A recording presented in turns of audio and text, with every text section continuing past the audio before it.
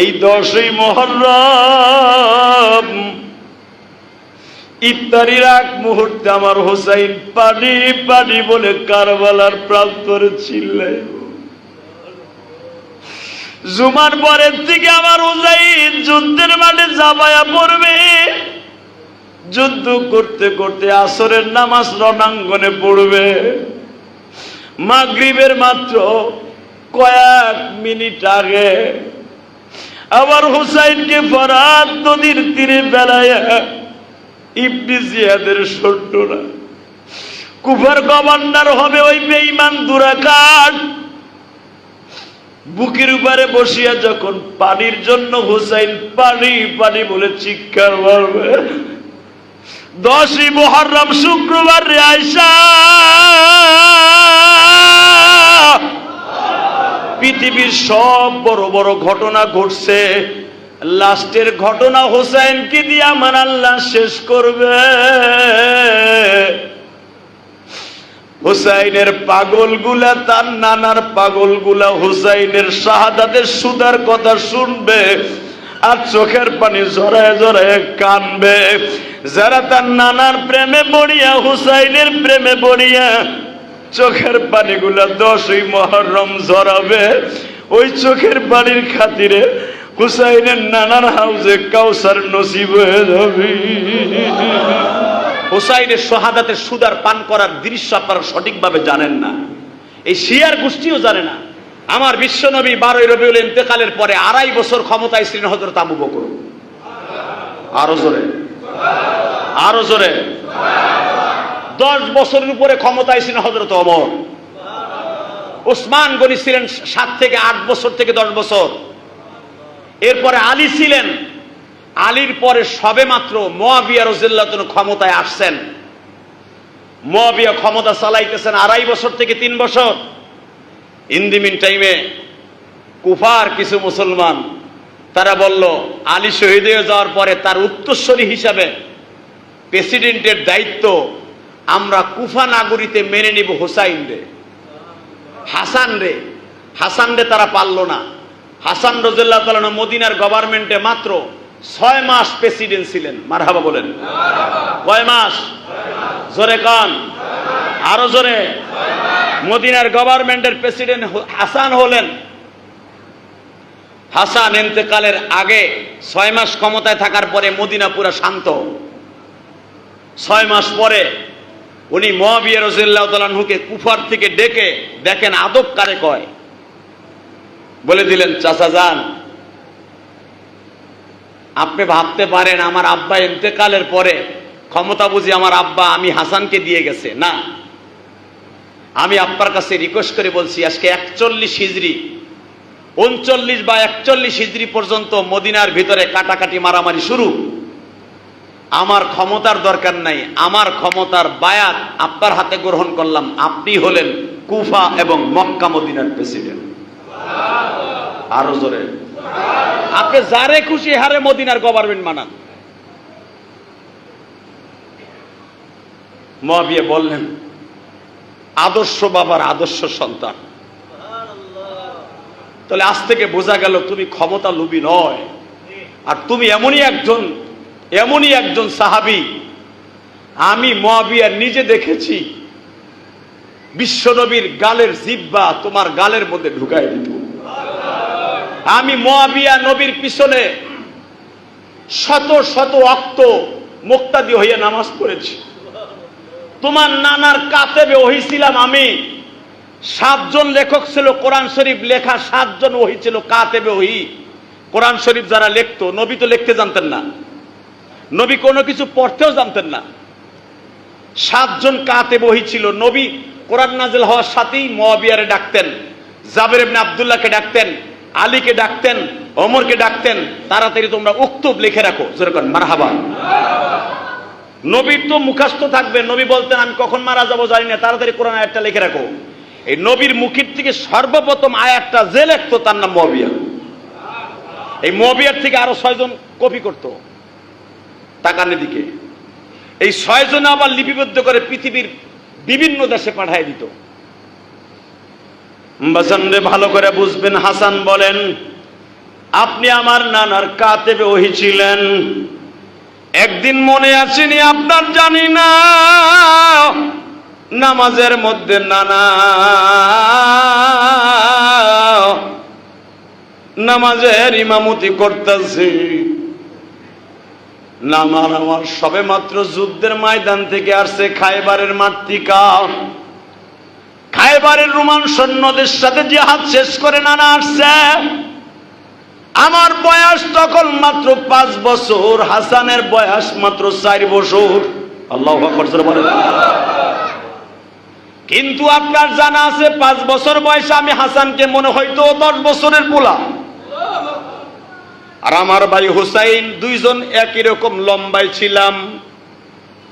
দুইজনকে আল্লাহ এমন ভাবে আল্লাহর নিজের প্ল্যাটফর্মে ফেলাই এমন ভাবে বড় করেছে বাবা, পৃথিবীর কেউ বলতে পারতো না কে হাসান কে হুসাইন।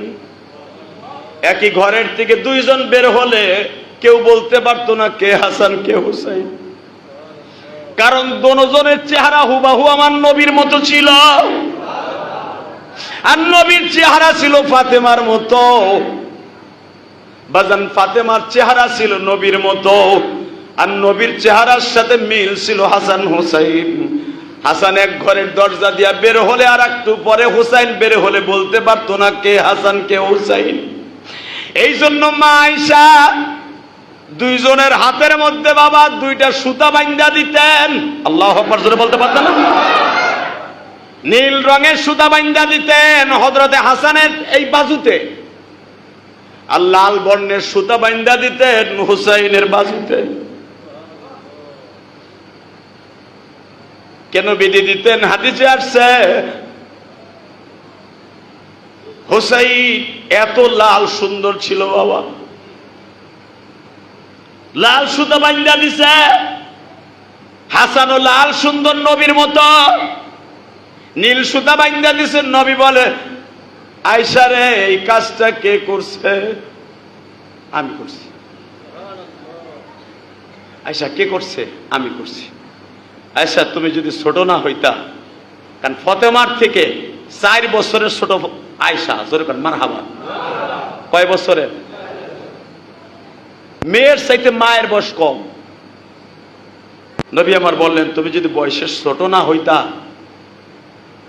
আমি তোমারে শাসন করতাম। কেন কেন কেন কেন? আমি একজনের লাল সুতা বাইন্ধা দিছি, আর একজনের নীল সুতা বাইন্ধা দিছি, কারণ আমি তমিজ করতে পারি না, তাফরিক করতে পারি না, ডিভাইডেড করতে পারি না কে হাসান কে হুসাইন। আমি হাসান রে হাসান কই, হুসাইন রে আবার হাসান কই। নবী আর লাল সুতা হুসাইনের হাতের মধ্যে দেখে কান দেয়ার কয়, আয়েশা রে, তুমি কি জানো এই হুসাইনের শরীরে যে তুমি লাল সুতা বাঁধছো, জানি না কার ইশারায় বাঁধছো, কে তোমার ইশারা দিয়ে দিচ্ছে আমি জানি না, তবে এটা আল্লাহর ইশারা হতে পারে। তুমি কি জানো রে আয়েশা, 10ই মুহররম আসলে আমি রোজা রাইখা কেন এক ঢোক পানিও খাই না?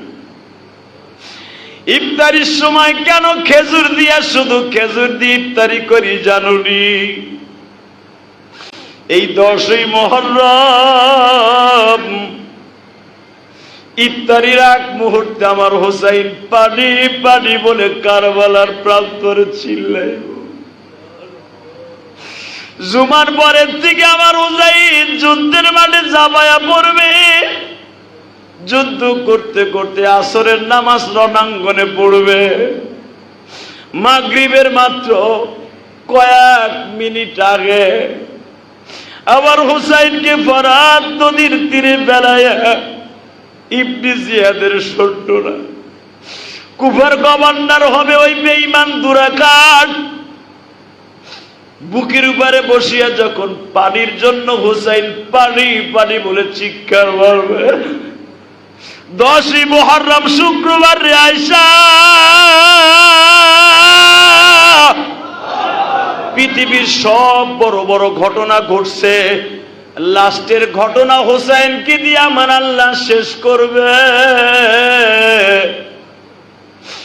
হুসাইনের পাগলগুলা, তার নানার পাগলগুলা হুসাইনের শাহাদাতের সুদার কথা শুনবে, আর চোখের পানি জড়ায় জড়ায় কানবে।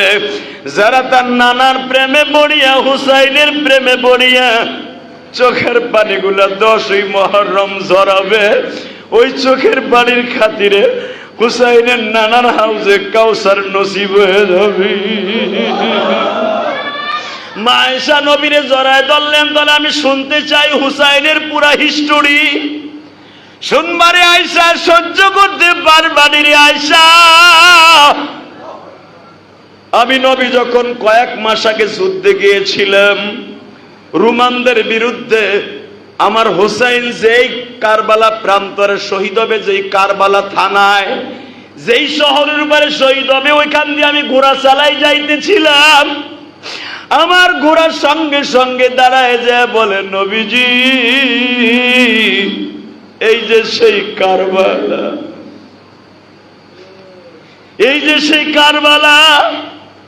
আপনি শুধু হুসাইনের জন্মের পরই খালি কোলে নিয়ে খালি কাঁদতেন আর ফাতেমারে বলতেন, ফাতেমা 10ই মুহররম শুধু আমি ইহুদিদের বিরুদ্ধে হওয়ার জন্য রোজা করি না, আমি আমার হুসাইনকে স্মরণ রাখার জন্য আমি রোজা রাখি।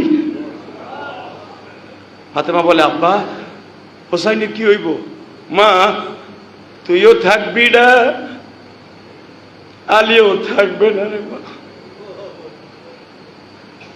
মানি আব্বা কি কইলে? হ্যাঁ মা, তোর 5টা সন্তান। ফাতেমার সন্তান কয়টা? মেয়ে আপনি জানেন 2টার নাম, আর 3টা তো জানেনই না। মেয়া কয়টা? জোরে কোন, ফাতেমার সন্তান কয়টা? নবী বলতেছে, মা মানে আল্লাহ তোর সন্তান দিবি আমি জানি। হাসান হুসাইনের পরে তোর সন্তান হয়েছে মা। হাসানের 11 মাসের ছোট হলো হুসাইন, হুসাইনের 1 বছরের ছোট হলো ফাতেমার কলিজার টুকরা সন্তান। জোরে কোন মারহাবা। সেটাও ছেলে। এরপরে 3 নাম্বার সন্তান হলো মেয়ে, নাম তার কুলসুম। কি নাম? কেউ বলেন জয়নাব, কেউ বলেন জয়নাব বড়, কুলসুম ছোট। ফাতেমার এই 5টা সন্তান। কারবালা প্রান্তরে কিন্তু 2টা বোন ছিল ফাতেমা হুসাইনের সাথে। দেখেন ইতিহাস খুলে দেখেন, হুসাইন যখন শহীদ হয়, ইতিহাস দেখেন, হুসাইনের কলিজার টুকরা সন্তান আলী আকবর যখন শহীদ হয়, তখন সর্বপ্রথম ফুপির রানের উপরে শুয়েছিলেন আলী আকবর। যেরকম মারহাবা। তাবির ভিতরে শোয়া 9 গতকালকে বৃহস্পতিবার ঠিক বেলা 12টার সময় আলী আকবর বলেন, ফুফি আমার মন বলে আমাদের 82 জন সদস্যের ভিতরে 75 জনকে শহীদ করে দিছে। এর ভিতরে মহিলাও আছে, পুরুষও আছে, বাকি আছে আমরা কয়েকজন। এর ভিতরে আমার মা আছে, আমার চাচি অর্থাৎ হাসানের স্ত্রী এবং হুসাইনের ছেলে আলী আকবর, আলী আসকার, জয়নাল আবদিন, এটা হুসাইনের ছেলে। যেরকম মারহাবা। এরপরে বাকি ছিল সকিনা, যেটা ছিল কাসেমের স্ত্রী, অর্থাৎ হাসানের বড় ছেলের নাম কাসেম। যেরকম মারহাবা। আবুল কাসেমের স্ত্রী সকিনা, হুসাইনের মেয়ে। কাসেমও শহীদ হয়ে গেছে, সকিনা বেঁচে আছে। ফাতেমার 2টা মেয়ে আর হুসাইন এই 2-3 জন বেঁচে আছে। আলী আকবর সে যে কত হৃদয় বিদারক আজকের দিনটা। পৃথিবীর কোন মুফাসসির মুফতি আমিনী খুন ঝরানোর সেই কারবালা, এই কিতাবটা মুতালা করে দেখবেন, আপনি সহ্য করতে পারবেন না। ইতিহাস কারণ কি জানেন? আল হাসান ওয়াল হুসাইনু সাইয়্যিদা শাবাবি আহলিল জান্নাহ। সমস্ত মানুষের জান্নাতের সর্দার হবে হাসান হুসাইন। আরো জোরে বলো। হাউজে কাউসার ডিস্ট্রিবিউটর হবে, হাউজে কাউসারের ডিস্ট্রিবিউটর। হাউজে কাউসার নবী গিলাস ভরে যাদের হাতে প্রথম তুলে দিবে আপনার আমারে খাওয়াবার জন্য, সে হলো হাসান হুসাইন। হাউজে কাউসারের ডিস্ট্রিবিউটর, বন্টনকারী। হাসান যদি কেউ খাওয়ায় খাইতে পারবো। আজকে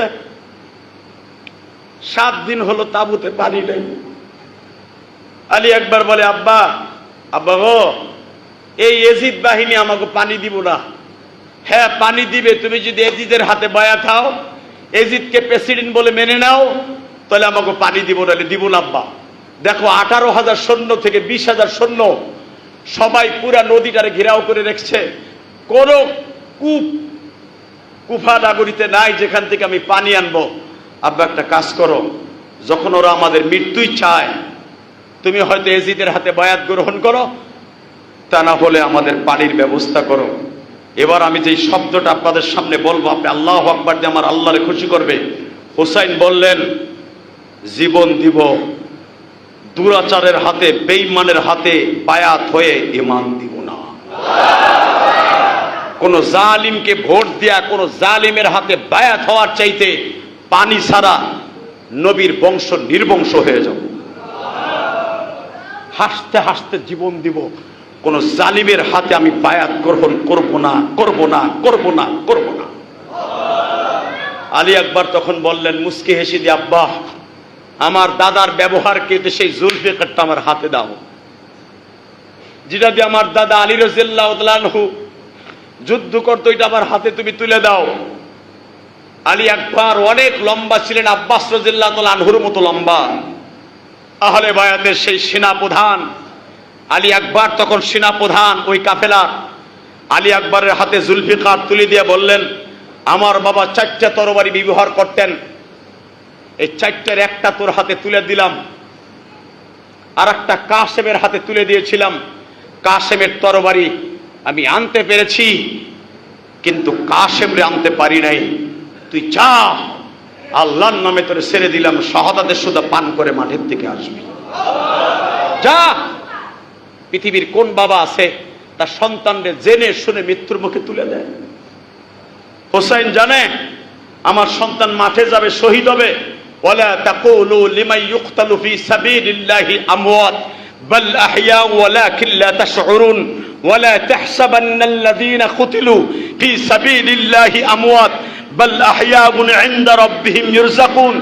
আমার সন্তান মাঠে যাবে, শাহাদাতের সুদা পান করবে, আল্লাহ বলবে লা ইয়াশউরুন, ও মরে নাই, ও আমার কাছে জীবিত। ইনদা রাব্বিহিম ইরযাকুন, ওরে জান্নাতের পানি খাওয়ায় দে। জোরে কোন আল্লাহু আকবার। এটা হোসাইন জানে। জানার পরে তরবারিটা মুষ্টি হাতে দিয়ে চুমো দিয়ে কয়, যা, এই কুফার মানুষ আমার বাবাকে বাঁচতে দেয় নাই, এই কুফার মানুষ আমারও বাঁচতে দিবে না, আমি জানি। যা যা, তুই শহীদ হওয়ার পরে যদি নানার সাথে দেখা হয়, নানারে বুঝায় কোষ হুসাইনও আসতেছে, হুসাইন আসতেছে। কারণ মৃত্যুর পরে যারা নবীর সত্যিকারে আশেক, এদের কবরের সাথে নবীর কবরের সাথে একটা যোগাযোগ হয়ে যাবে। আরো জোরে বলেন। বাজান এবার ভালো করে বুঝবেন, এক ফোঁটা চোখের পানি দেখেন চোখ দিয়া বের হয় কিনা। হুসাইন বললেন, যা আলী আকবর যা, বাবা যা, গো বাবা যা, দেখা হবে মাহশারের ময়দানে।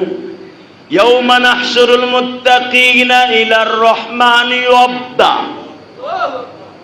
যা বাবা যা, যেদিন ইয়াউমা নাহশুরুল মুত্তাকিনা ইলার রহমানি ওয়াবদা, যখন ওয়াবদা মানে বোরাকের উপরে উঠবি, নানা যখন তোর একটা বোরাক দিবে, ইয়াউমা নাহশুরুল মুত্তাকিন, আল্লাহর ইমানদারদেরকে যখন শহীদদেরকে বোরাকে উঠাবে, ওই সময় পিছনের দিকে তাকায়া দেখবি তোর বাবা তোর পিছনে।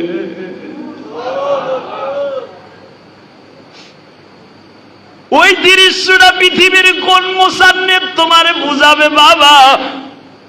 সন্তানকে বিদায় দেয় তার বাবা, আদরের বড় সন্তান, মেয়েদের সন্তান হলো জয়নাল আবদিন। জয়নাল আবদিনের বয়স কেউ বলেন 12 বছর কি 13 বছর, 18 বছর বয়স হলো আলী আকবরের। আলী একবার বাবার কাছ থেকে ঘোড়ায় সওয়ার হলেন। ঘোড়াটা নিয়ে কারবালার প্রান্তরে যাওয়ার পরে বাবা ইয়াজিদ বাহিনীর চারদিক দিয়ে ইবনে জিয়াদের নেতৃত্বে, হুরমুজের নেতৃত্বে, নাফতালির নেতৃত্বে, বাবা নাজার বিন বশিরের নেতৃত্বে এমন ভাবে ঘেরাও করে ধরলো, 18 বছরের আলী আকবর আর ছুটতে পারলো না। বাবা যুদ্ধের থেকে ঘোড়াটাকে পিছনের দিকে পা দিয়া লাফ মেরে তাঁবুর দিকে ছুটলেন। হুসাইন তাঁবুর সামনে দাঁড়ায় বলে, আলী আকবর রে, আমার নানা বলেছে, আল্লাহর কোরআনে সূরা আনফালে বলছে, মুজাহিদ কোনদিন যুদ্ধের ময়দান থেকে পিছপাও হওয়া এটা কাপুরুষের কাজ, বাহাদুরের কাজ না। আলী আকবর বলে, বাবা গো, আমি যুদ্ধের ভয়ে, মৃত্যুর ভয়ে পিছপাও হই নাই, আমি শুধু আসছি বাবা, এই 4 দিন পর্যন্ত কোনো পানি নাই বাবা, পানির জন্য কলিজাটা মরুভূমির মতো চৌচির হয়ে গেছে বাবা, তুমি যদি আমার 1 গ্লাস পানির ব্যবস্থা করে দিতে পারো, আমি যুদ্ধ আরো 2 ঘন্টা চালাইতে পারো। হুসাইন বলে, আলী আকবর রে, পুরা তাঁবুর মধ্যে কোনো পানি নাই রে বাবা, আমাকে 2 ভাইয়ের যখন ক্ষুধা লাগতো দৌড়াইয়া নানার বাড়ি যাইতাম, নানার ওই সুন্দর চেহারা দেখলে পেট ভরিয়া